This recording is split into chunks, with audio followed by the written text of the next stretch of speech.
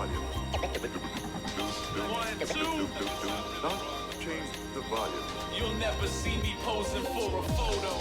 The flashbulb. Ladies and gentlemen, we're back. Again. Welcome to the Conspiracy Randy podcast. If you're looking at us on video, we apologize for our fucking faces. But we got a guest on this week, so we figured we better pull out all the stops. So joining us all the way from England is... I fucked up the fucking thing. Bristol. Bristol, nailed it. That's actually my hometown's name in South Dakota. So I'm like, oh my God. Cool. How serendipitous. Yeah, twin. So twin is cities, yeah. Timothy, is it Shieff? Yeah, Timothy Shieff. You may recognize him from any number of things. You were on some Ninja Warrior shit. Nice. You went fucking viral this summer for stuffing your dick in a mask, which is awesome.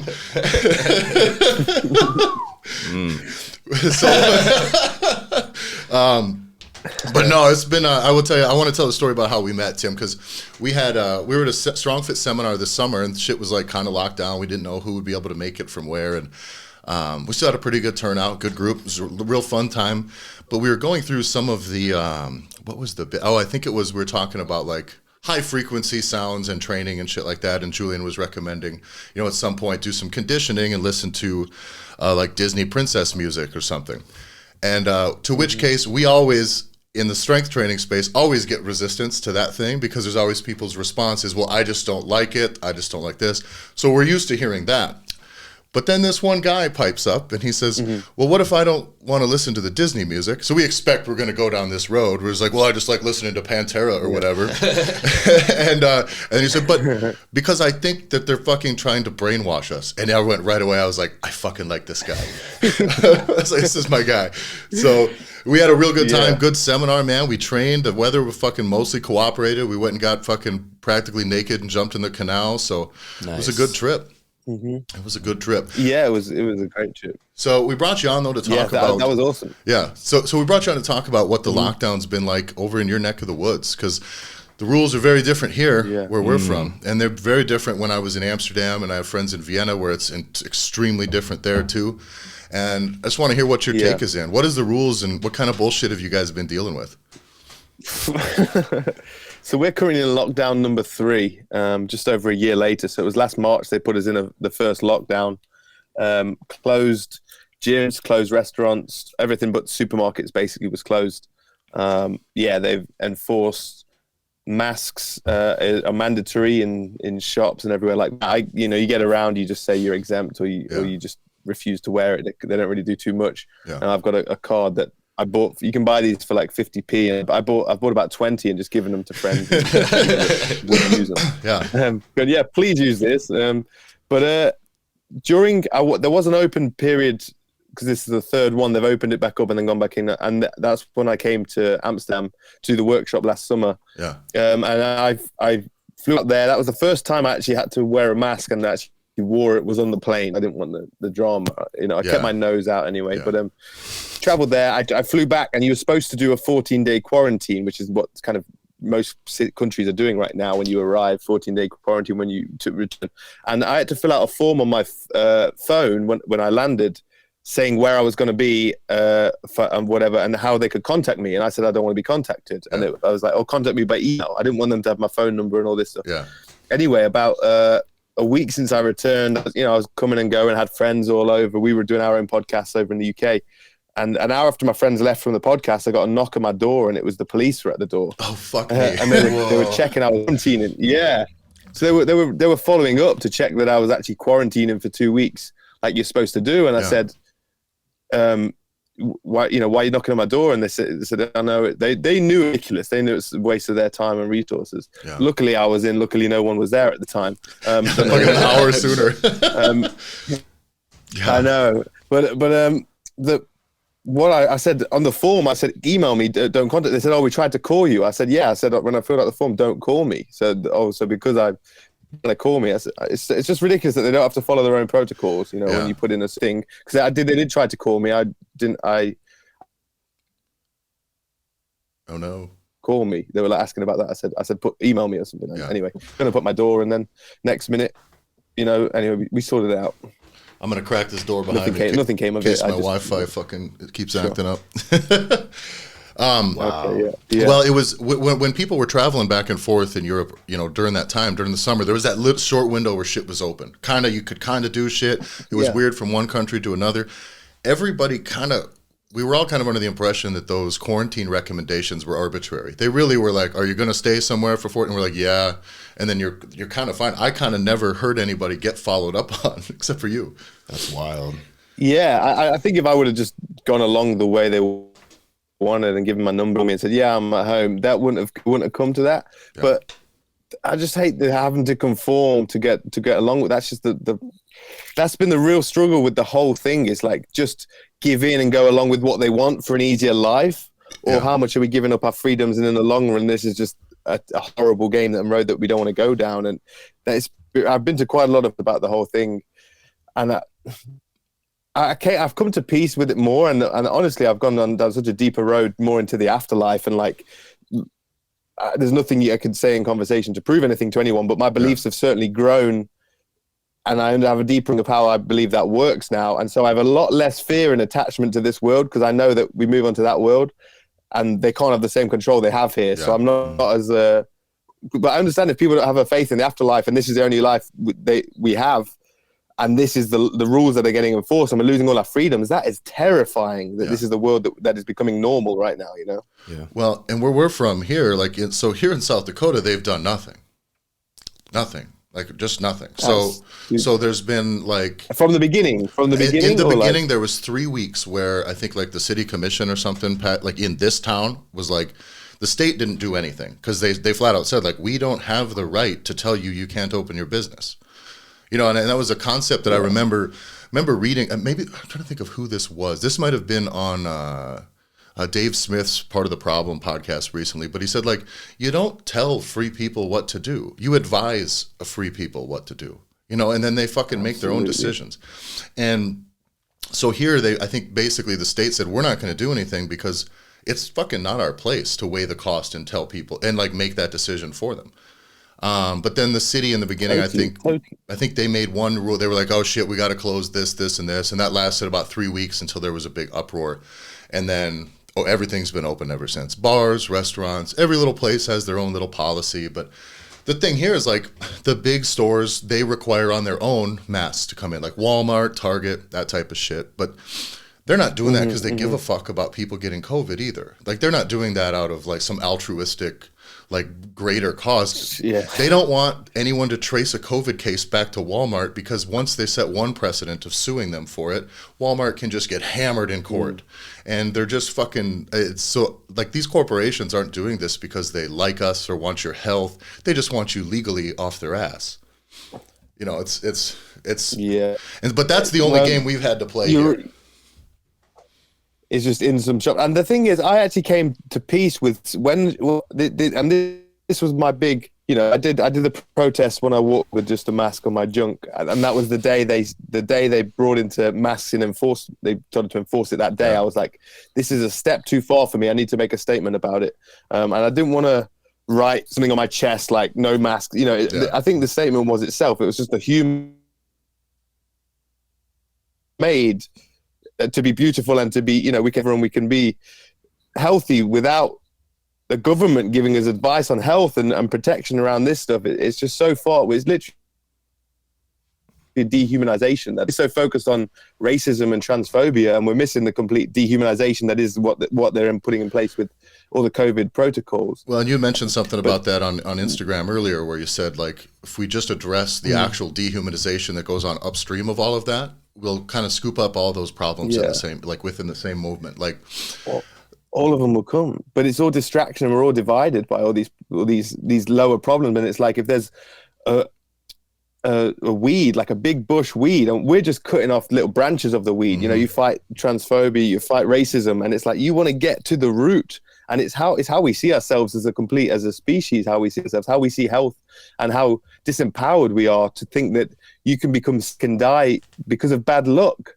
Yeah. Like, on a real minor level, yes, luck can be, but you can cross the street and bad luck and something can happen, but not in the case of where they're playing it with COVID. And you look at the numbers, and you look at what are the ratio of death is like 0.1%, maybe 0.5% at a push.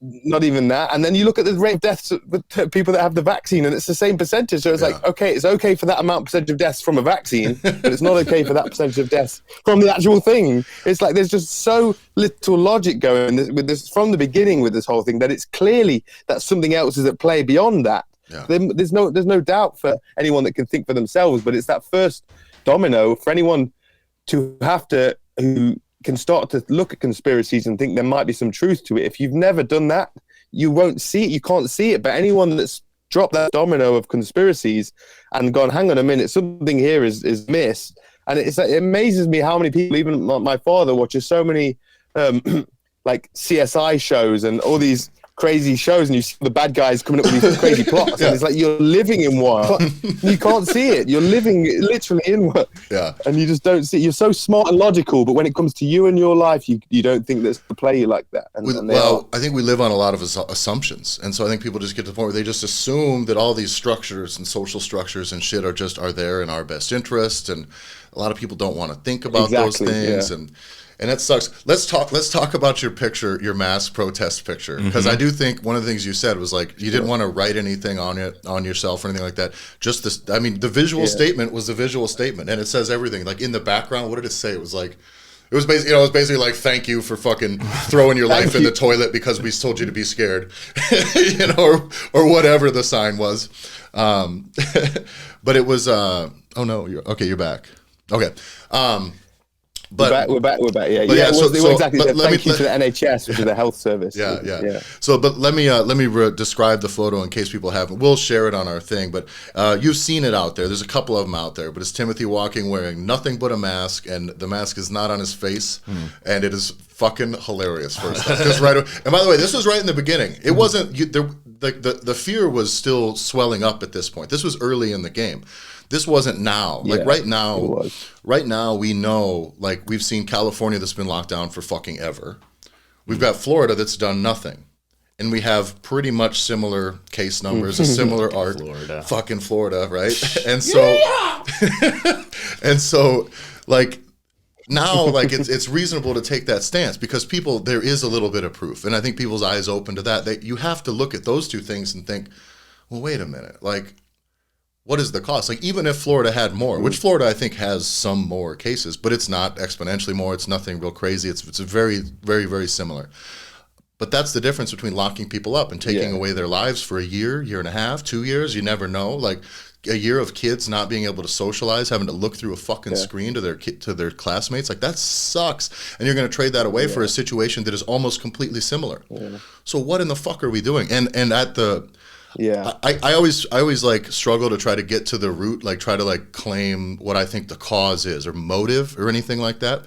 Part of me thinks some of this shit just gathers momentum and these systems just spool up and nobody fucking has any idea to just intervene and fucking stop it. And I don't get it. I don't know where this is going, and I really don't see anything other than a groundswell of people finally standing up like you and saying, fuck this, we're done. It's because we're led by cowards. There's no real heroes that lead us anymore. There's no real leaders. Yeah. Because someone needs to make that call from the beginning and go, people are going to die. This is sad, but the best decision is to do this herd immunity and carry on with our lives and, say peace for those that are moving on. The number of deaths from all of of cancer is never treated this way. And I guess on this podcast, we don't even need to discuss those kind of details because it speaks for itself, but it's the half of you starts to think, is it just some big system trying to wake everyone up? Like, at what point do people how bad does it need to get for people to wake up? Do you know what I mean? It's like, but no one wants to do it. People aren't doing it en masse yet. I tell Andy, I think the simulation is just completely melting down because every day makes less sense than the day before it. I'm just like, what is fucking happening here? Yeah, it does. I do think we're like, it feels like everything's moving to some weird, like really just stupid point of convergence. You know what I mean? I think we're gonna migrate into the dumbest singularity ever, where we're just all stuck in houses and nobody can work, and now we all fucking starve to death and die sick because we were fucking wearing masks and washing our goddamn hands, and nobody has a real immune system. everybody starts a podcast. Yeah, right? Every asshole has a podcast now. Was there, as far as that photo shoot is concerned, was there a photo of your backside asking for a friend? yeah. There were some pictures of all angles. It was a fun day, and you know what? Literally, when we came out of the tube station, and I walked for about an hour and a half around London, around the main shopping centre and stuff. There was a guy on a megaphone that was like had this big Jesus sign, and he was saying the mask doesn't work this way. They're tricking you. They're lying to you. And it was just amazing that literally the first moment we came out, there was a man on this megaphone sharing that knowledge. I was like, yes, this guy gets it. And then 5 minutes later, I went down the street, whipped up. The thing is, my original plan was to wear the mask on my face and nothing else below. Like, I was fine. Yeah, I was fine with that. But that would have actually been illegal at that point. That's the only thing. So to me, that would have been the statement, because it's like, we are made. God made us. How, the Creator made us in this beautiful form. And we've already have to wear clothes and underpants, and then you're going to add this whole layer here on top of our breathing apparatus. It's complete. I was like, the naked human is beautiful, and look how stupid this mask is. That was the statement. But then I had to play it around and put it on the junk, and it kind of worked out. And I've seen John McAfee mimic it and stuff. It went around a little bit. It was quite funny, but yeah. Did you catch any hell for that? Did anyone fucking like? I mean, how many friends do you lose over this thing, over the course of your stance on COVID? Because it just becomes this thing. Remember, nobody ever had this thing to hate each other over. This thing came up, and now it's boom, just a dagger in between communities and friendships and shit, simply based on how they interpret fear. I've already been quite outspoken. Like, I don't believe the earth is round. Like, let's just say I fucking love this guy. Oh man. Yeah. Like, I've been on podcasts speaking that stuff. So if I had friends to lose, they're already gone. Other than my mother was quite upset with it. It took her. She had friends that showed it to her, support her son acting out that way. But I ridiculous it is, and I had to make a statement to show that.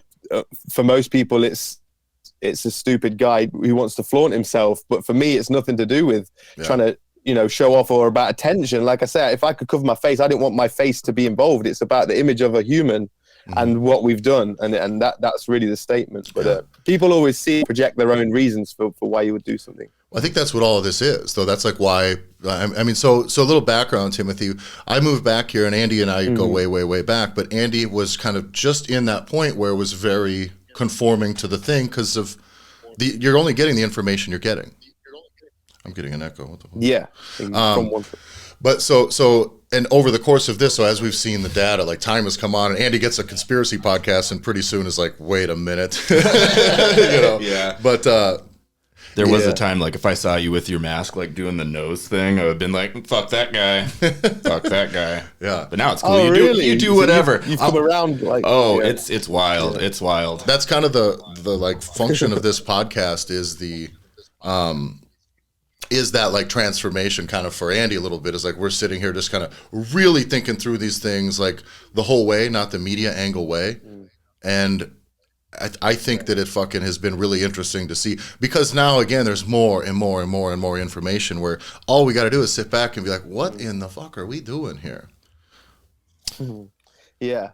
But one of the keys, I think, to the whole thing, and what you must have gone through, is it takes humility to know what you don't know. And a lot of people are quite arrogant in the way that they trust the state and the system, and they won't admit they have to know that those guys don't really know what they're on about as well. And it just takes a real level, like I say, of humility to go, maybe it's not what they think it is. Let me investigate, but everyone has kind of arrogance about what they already know, and it doesn't open them up to new truth that way. Yeah.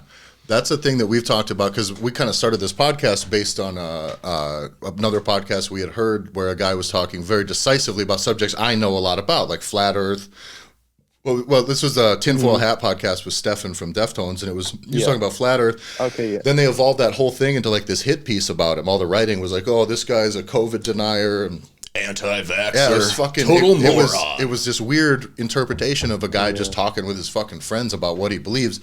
And we kind of zoom back and be like, first off, how do we, and maybe this is a thing that I think you do a good job of, but how does one communicate this stuff without being so certain or decisive and like still respect where somebody is in their process? Like, it's fucking hard.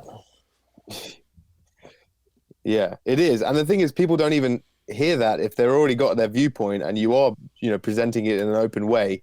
If they disagree with it, especially the mainstream narrative, all they hear is someone they've put you in a box already, haven't they? This guy's crazy. He believes something that the mainstream doesn't believe. And it's strange because it is so divisive, but it does help you to know which people out there, if Armageddon hits, the ones you're gonna hang out with. Well, why do you think I hang out with Tyler? It is very interesting. First, it is interesting around here because this is like a hyper conservative gun toting place. So if you had to define, and that's what I found with the whole COVID thing, is like this is about how people respond to fear. And they would respond to, say, the bottom dropping out in society. This is a place where the winters get just so cold, like you're gonna die if you're outside at the wrong time. Like fuck. So like this is the type of place where like everyone has guns, literally everyone. And so, what do you think was gonna happen when you told us what to do? You know what I mean? Like this population in this state. Like if you try to tell us what to do, the answer is like no matter what, it's no. You know what I mean? Like growing up, I was the type of person. If my parents told me not to do something, I better try it because it might be awesome, and that is just the way that this is. We all grew. But for me, that's people who are. Go ahead. That's people who are empowered. Yeah. People who feel empowered in themselves, and they go, you know what? I'm smart enough to make decisions for myself on how to look after myself, how to survive. As soon as survival comes into it, people that are into survivalism at all can make decisions for themselves and don't like to be told by people who live in cities, in these congested cities, what you should do to look after yourself. Yeah. It's like, no, hang on a second, I'm not listening to you for advice. And that's great that you say that people in where you live they know how to survive, and therefore they see the ludicrosity or whatever of this thing. Yeah, there was a what was the thing around here first though? I mean, there's still a push. There's still people who are shitty about it, but around here at least they're not the loud ones. You get into a city, it's very different. Just the way the political leanings are. In the city, we'd be the bad guys for sure. You know what I mean? I have friends who live in the city, and you get stink eye. I remember living in Amsterdam, dude. Like, I mean, it was just very, very strange. You'd get people judging you if there was just a few of you sitting outside and you're not wearing. I had a neighbor guy that would come home every day and complain to me about how these idiots aren't wearing their masks and we're never going to get out of lockdown because of them who don't wear their masks. And I'm just like, and then goes inside as though was supposed to agree. And that's where that type of communication, that presumptuous, I know what you believe, or if you don't, you're wrong. You're just wrong.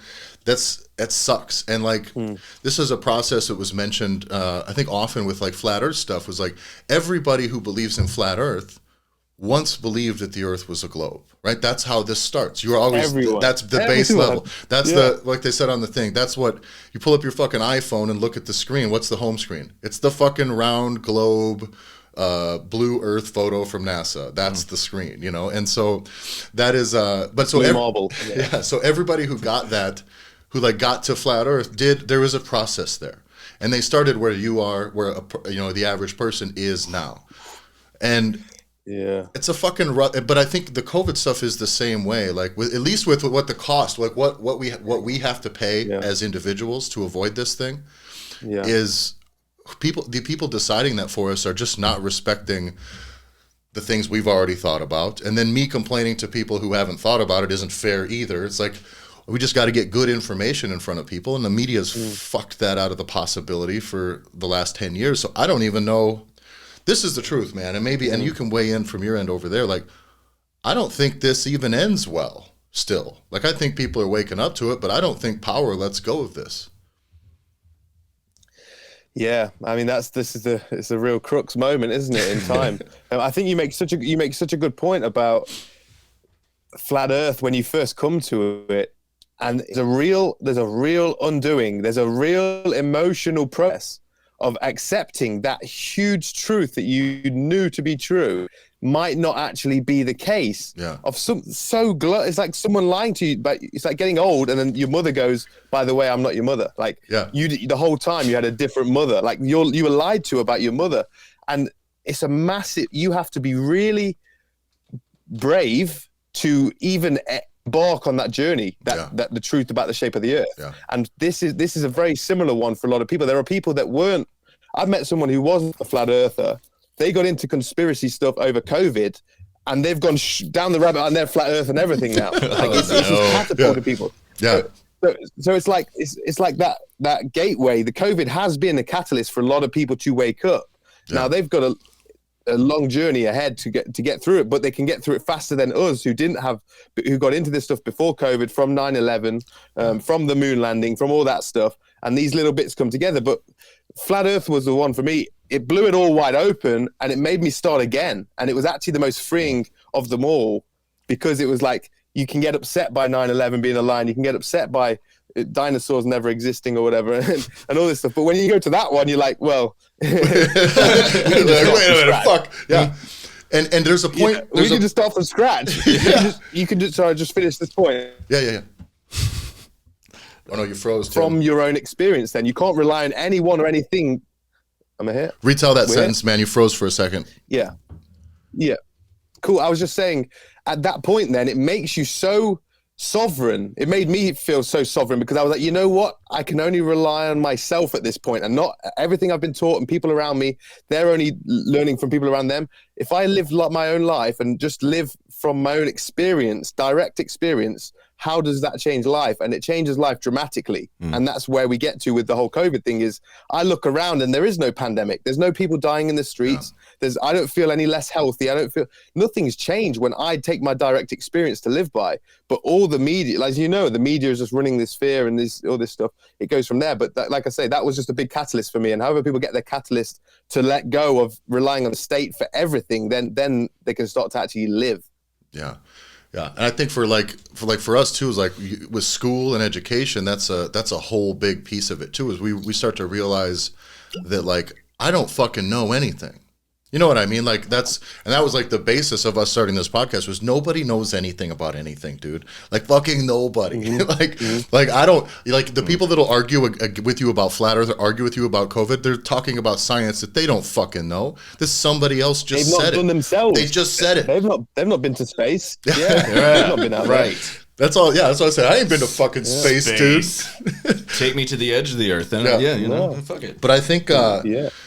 But the interesting take too is that, like, COVID was a gateway drug for people to, like, eyes open to a lot of the possibilities of other conspiracies. And for a lot of people, it's a gateway drug to just drugs, because you're gonna lock me in my house for a fucking year. Fucking, I'm gonna do whatever I want. Yeah. But it's been. I've seen more people just get hip to fucking like real shit. Like, just all of a sudden people are like, whoa, wait a minute, and they're questioning a lot of things. So for that, I think it's good. But, like, man, we could have done that with a less invasive way, for sure.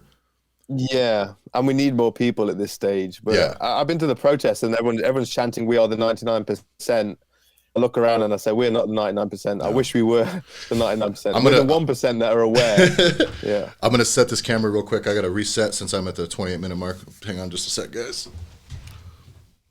Well, time will tell if that one was recording, but the other ones are. Don't worry about it. It should be good. So. Oh, okay.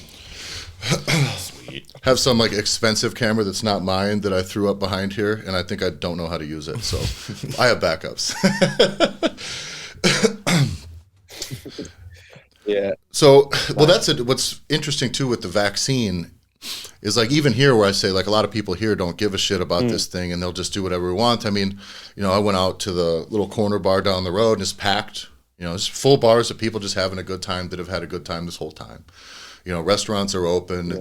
So for that part, like, I remember, 9 months of lockdown in Amsterdam, I remember just desperately wishing I could go sit down with a couple people at a table and have a couple drinks. Like, fuck. Yeah, and that blows my mind that because I see America from, I hear podcasts, I watch news, whatever I see, and it looks like, other than Florida, I hear about Florida, but I can't believe that, South Dakota's been open the whole time. People have been going to bars and restaurants been open, because I see in New York, some restaurant owners were trying to keep their stuff open and they had some proper battles with police, and it's been real peak out there for people, right? Yeah, and here, and this is the thing that matters too, though, right? Like, I can't just say South Dakota's numbers are really kick ass, because they're not. It's not apples to apples, right? Like, this entire state is the size of like 5 countries in Europe. You know what I mean? Together, and we have a population of like 300,000 people. No, 800. 800. Spread out. So like, Yeah, it's like not I think a we're lot. like It's not a lot. it's not a lot. It's definitely less than 1 million people in this entire state. Yeah. And so it's very spread out. We're in a town of 30,000 people. You got to drive 3 hours to find a town bigger than ours. So this is I mean, that's even going on the system of what they offer us of the way viruses spread, because that's a whole conversation to be had as well. You know, between actual scientists that aren't paid by certain people to deliver certain results, is they say, you know, there's terrain theory over you know, germ theory is still just a theory. You know, the same, like there's a lot of theories that we accept. well, and like. And then to expect like a fucking a national government to have a policy that's going to cover all these places unilaterally and be fair, right? So maybe New York, because you got you got 7 million people in New York stacked on top of each other. Well, if there's a bug going around, like maybe we got to keep those people home. I can't pretend to know. I don't know. But I can tell you for sure that here, there's no public transportation here. This is the closest I'm going to get to a person all day. Till the wife comes home. So this is not this isn't like you know, like the risk of transmission and things just running amok in a place like this, which is why I think like decentralization is like at the root of this. Like decentralize your information. We need to decentralize government and especially just power control. Like I like mediums like this, like podcasting, things like that, where now like it is like I just make a thing. And it is what it is. But eventually, if I build this and enough people, it gets to enough people that is me to those people directly. No middleman, no bullshit. The only filter they got to worry about is my own bias, which they can understand because they understand me. Not some big juggernaut network just spinning a narrative with weird, crazy financial incentives. And I mean, it's wild out there, dude. Like... Yeah, it's horrible to see. I don't know if you saw Krispy Kreme. I don't know if it was America or in the UK, but I seen Krispy Kreme were offering free donuts for people who had a vaccine. And it just makes me like so sick. It's like so sick. Yeah, you get a donut a day for the rest of the year if you show them your card and it's all filled out. Yeah, you could get 365 donuts, dude. America, because we're trying to solve a health crisis, bro. Like this is fucking madness. Would you care for some meth? Yeah, right. Crystal meth for the weekend. You know? Wow, how immature! It literally is the most immature. Like there's no one with like real intelligence running things right now, and that's probably for a reason, right? That's for a reason. That's programmed to be that way. Yeah. Like, you're supposed to just accept that this sucks and our leaders blow and they're fucking all like just absolutely incompetent. Look, a free donut. Yeah.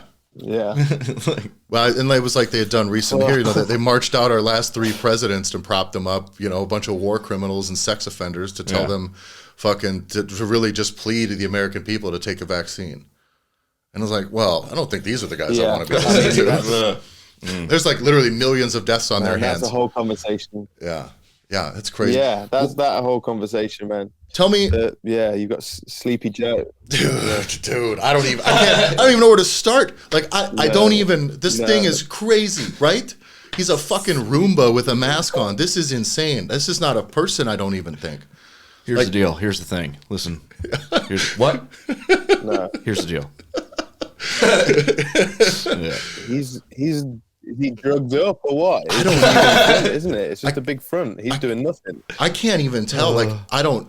It should be really embarrassing. Like, you know what I mean? Like, there's a large swath of this country that believes this is the greatest country to ever have existed. And we're like, dude, this is your, like, this is what this?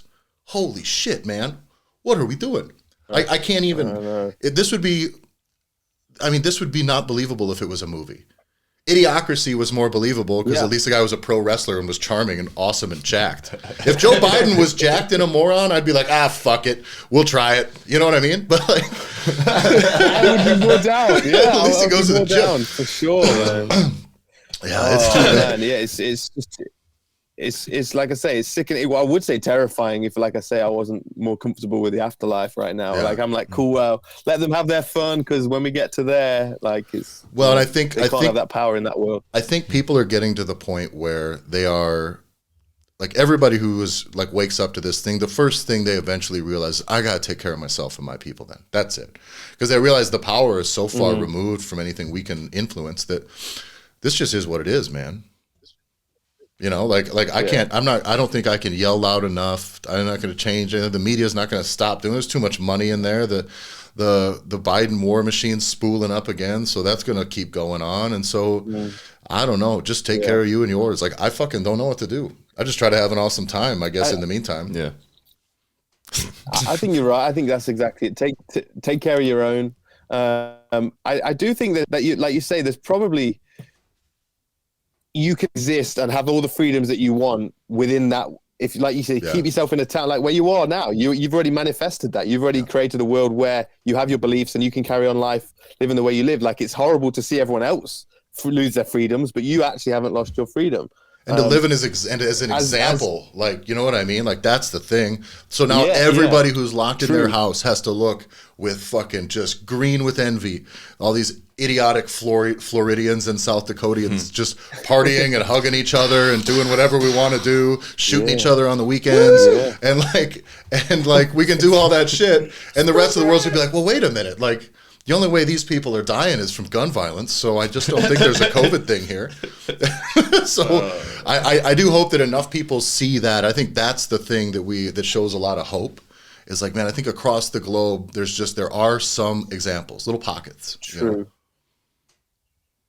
Yeah, like long term, if that becomes a new normal for people, they'll always have this other side of the world where you are living the way you are, and they'll go, I'm just going to move to those. And I do think that will exist. There'll be pockets of communities that exist that have their freedom still, and those who want to suck on the tit of the totalitarian society, they can live in big cities and import all their dead and all that stuff, and we can exist in these communities where we eat whole foods, health, farm grown, however we want to do it, but in our own communities of freedom, and we just exist separately for a while until enough people wake up or don't. Yeah. I also think that, like, for the sake of the science, like science folks, like, this is data. What Florida and South Dakota is doing, this is data, man. This is undeniable data. This is your control group. This is your do lockdowns really work? The thing is always, well, we wouldn't know what had happened if we wouldn't have locked down. That's always the thing they pitch in the beginning, right? What happens if we don't lock down? There could have been 10 million dead, blah, blah, blah, blah, blah. And that's these what ifs. All of a sudden, science is all about what ifs. We're having to disprove a negative, which is fucking insane. But now we actually have this. We have a year or so of places that have done whatever the fuck they want to do. And if they're okay, that data screams very loudly to people that have had their lives taken away from them and their livelihood. And that breaks up families. And that's for kids, dude, that sucks for kids with school and home. That we talked about this before. I think that's the biggest tragedy. Kids and then old people dying alone, man. Like, what in the fuck are we doing? I think... I know. When you see the children in school, and in America, right, they're enforcing masks on children on planes at 2 years old. Unreal when they're doing that. Yeah. I did see something recently, though, that the whole plane got off. They tried to make some children leave, and the whole plane left. Yeah, which I thought was a great stance. Yeah. You also see they'll do that. They'll do that. Somebody will make a stance, and there was a fist fight on an airplane too, though, over masks. So we're not all hitting home runs here. I know. But that's where I get like trying to. I really pick and choose my battles with conformity with this thing, and that's hard to do. You know, like I think the world needs more people to just be like, no, just no, and be willing to like take the risk. And me, there's a part of me that still feels like I'm like tempting fate by even talking about this shit on the podcast. Like, I don't want to be like, COVID's dumb. It's all fucking some made up, blown out of proportion, like retest version of the flu. Because as soon as I say that, like someone I love who's old will die of it, and it's just gonna get rubbed in my fucking face. And so I just try to avoid being that guy. You know, the guy who's like goes licking toilets as soon as he finds out about COVID just to make a joke and then dies. Like, I don't want to be that guy, but someone's got to be courageous. You need more, you just need balanced role models like yourself, who are coming from a place of balance, who aren't overly one way or the other, that are speaking it and living it. And like you say, pick your battles with the conformity. I started to wear masks more recently in some supermarkets because someone helped me understand that it's their shop. They're providing you the service. So that they're asking you to do it. It is loving to just go along with what they ask. So even though I don't agree with it, I don't think it's the solution. I'm in your shop or your climbing center or whatever. Therefore, I wear the mask to please you because it's loving that I do what you ask as I'm using your service. But I don't agree with it, but I'll do it. Whereas if it's like, in public or something like that, I would never If I'm conform or wear it outside, for a second longer than dude, I do. yeah, right. If you're outside, Yeah. get out of here. But you see people in their cars. You see people in cars on their own wearing masks, and it's just like, That just don't make where any is sense. your own mind? Yeah. Yeah. But then they often think they're being heroes or something, you know. So God bless them. They think they're trying and they think they're helping in their way, but they're just. It's just I call it's Stockholm Syndrome, right? Do you know what Stockholm Syndrome is? Yeah. Where you fall in love with the kidnapper. They defend the state that's kidnapped them. Like, Yeah. Well, that's my thing. Is like they don't need anybody defending them at the. You know what I mean? Like they got enough power. There's enough behind that. Like they don't need Sally from the supermarket like fighting their battles for them. They got bombs and shit, dude. Like, quit harassing me. But I do think this like you said about the supermarket thing. That's the take I've always had. And there's. Even here, like there's a few places that require it, and I'm not going to fight that fight. I see people walking into some of these stores, not wearing them, making a stance, and good for them. But that's energy I don't want to carry around. And plus, let's be honest, at my size, if I'm walking through the store already, and then I'm like creating a problem, this just doesn't go anywhere that isn't fucking like bad. So I'll put it on. It's a responsibility to be your size. Yeah. He would go viral so fast. It'd be like leaked footage You know how of bad it is for the Godzilla cause? versus Kong. Yeah, I'm like screaming at some poor 50-year-old grocery store attendant. You know what I mean? Some lady making $8 an hour. I'm just yelling at her about some rule she doesn't want to have to enforce. It's not loving, is it? No. Yeah. No. But then again, that also like plays into the equation of where you're going to. That's all part of the math on where you're going to shop to. Meaning, like, you know, if there's a place that's not going to give you any grief and not going to require it, you're going to choose to go there. And some people's shit's good enough, and you know their heart's in the right place. You know, I go to my coffee spot every day. I got to wear a mask when I'm walking around in there, and I'm cool once I sit down. I do it. I respect their shit every day because they're awesome people. That's it.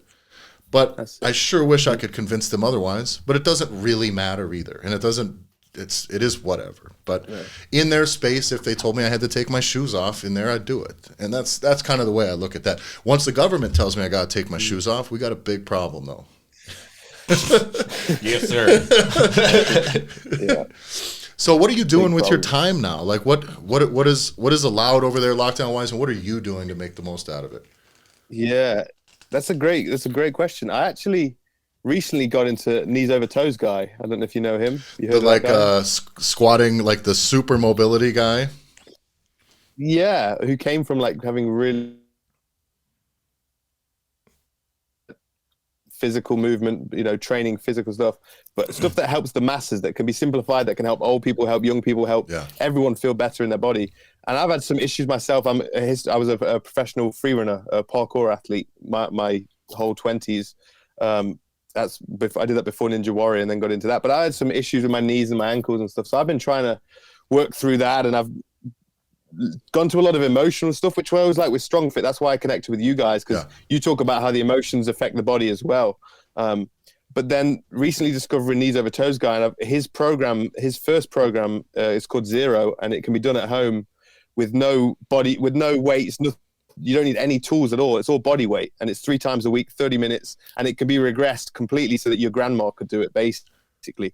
And I think it's a really good system. So I've been doing that. The gyms do open again in a few weeks now. Finally, hopefully, we'll see. They can still delay, but for now, I've been doing that as my home training. I've recently moved in with my girlfriend who's got a son, and I take him to the skate park, and we just get, you know, seeing a child learning how to use their body is just a beautiful thing, and that's been quite fun. And also on the emotion, I don't know how far you want to get. This is a conspiracy podcast. Let's right? do it. So No, we go deep. There's no fucking rules.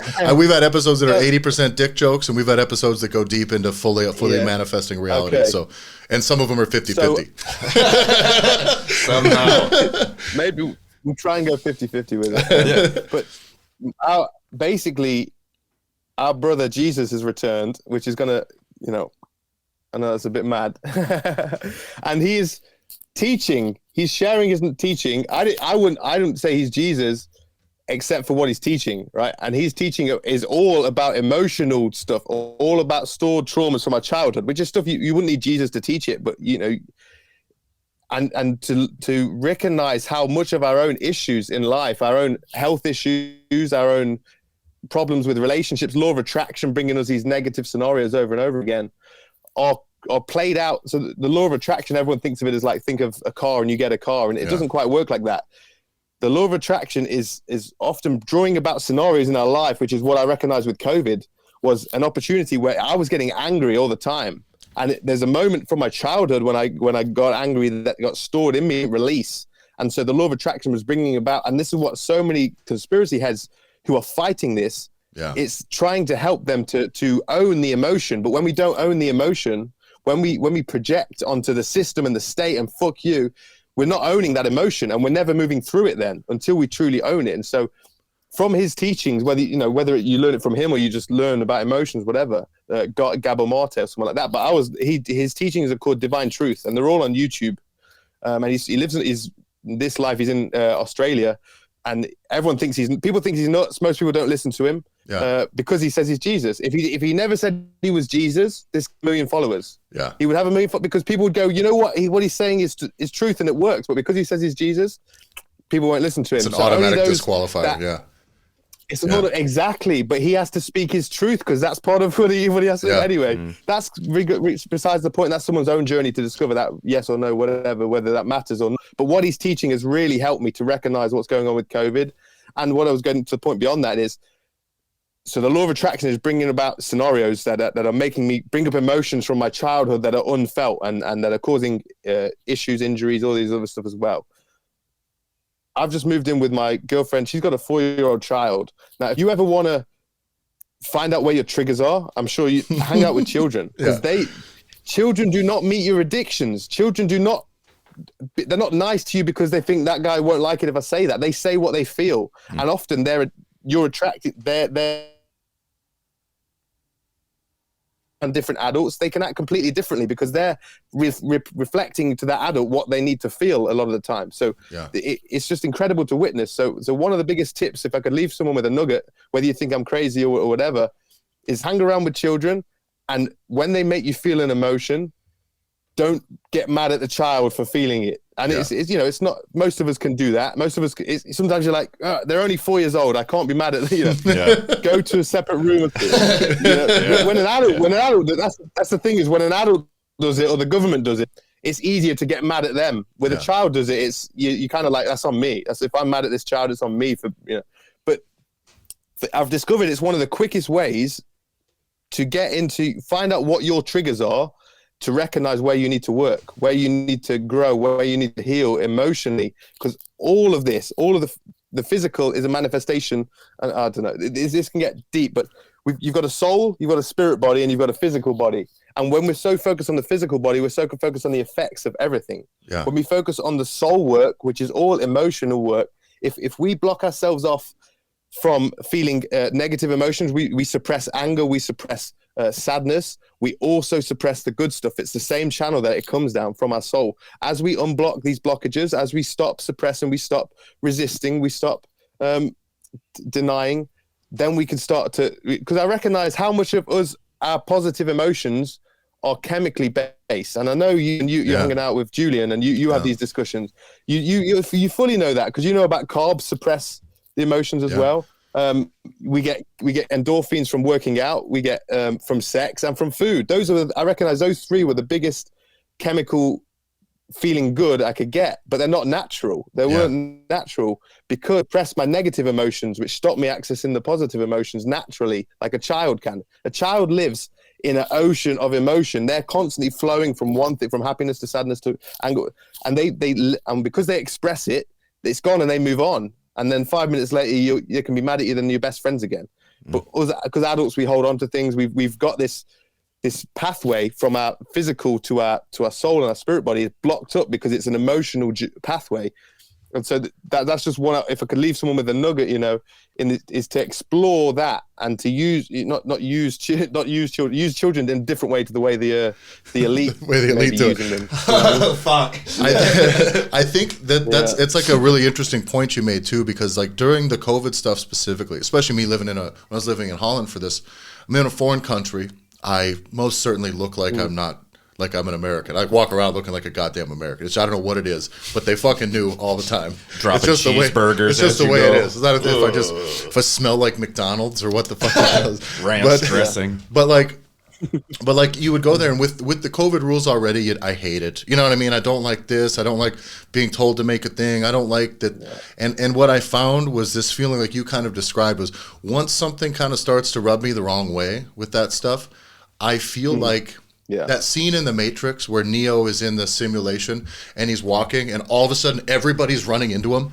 You know what I mean? Like he's just walking through and through the crowd. Yeah. Everybody is running into him and Morpheus is just and is just going with the flow and everything is working in around him. That's what I feel like. I get hot about some of these things, or I take the wrong stance on it, or I don't understand like where the fuck I'm trying to go with it. I just create friction, man, and it sucks. And you do like everywhere you go in life, you're mad at this, you'll be then you're the guy that's mad at traffic, that flips out on his wife, that then yells at a fuck. I mean, I literally like blew up at I yell at Andy all the time. I mean, I remember blowing up at a doorman at the fucking in front of a grocery store because like he wouldn't let me and my son go in together. Which is also not reasonable, I think, to not let me and my son go in together, but he's 13. Yeah, very unreasonable. And like at that point, I was just like, you know what? There's a reason you don't have any real fucking power. It's because this is the furthest, and everything that I've caught in life is like me just unleashing on this guy now. And it was not about this. It's that nobody should ever tell me what to do. Yeah. That's what sits down with me, is that I hate being told what to do, especially by someone who I do not respect their right to do so. And I feel like that's the thing I've had to get over a lot with the COVID stuff. Is there are things that I can't control, and I gotta find ways to just move within it. Because you talk about manifesting your reality, man. I think that is as real of a thing. And like you said, it's not about getting a car. It's like your vibe is just gonna pull that shit right into you. I think we see a lot in the States here in the media pushing like racial divide stuff, and I think that the racial divide narrative literally creates these situations now. Because you know, if you walk down the streets and you're afraid or you feel conflict between someone of a different color, this is another human being. But if you feel something because all you're seeing on the news is racial crime and black versus white and this versus this and this is this, like all of a sudden you're in this situation where that is in your head and that is in their head. And I think that causation doesn't always work the way that we think it does. That energy is there, and then a situation of conflict is going to arise from it. And I think that feeds backwards as much as it feeds forwards. And I think that that's exactly what we're seeing here is if you talk about it enough, I've said this before, you buy a white car, you're going to see white cars every fucking day. You know what I mean? You're going to think you had a car that nobody else has, and you're going to realize everyone's got that car. And this is what happens. We just talk about racial violence and racial divide. Well, we're sure going to see it because we're all going to be thinking about it when we're around other people instead of just being around other people.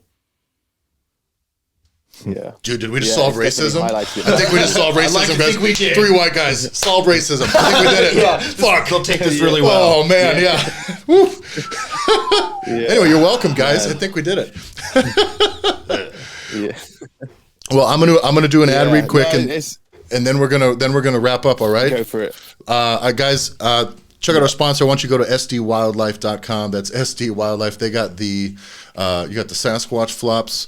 I don't know which camera I got to hold it in front of. We'll try this one. That's Randy's Sasquatch drawing on there. Timothy, is there Sasquatch lore? Yeah. In England? Does he exist over there?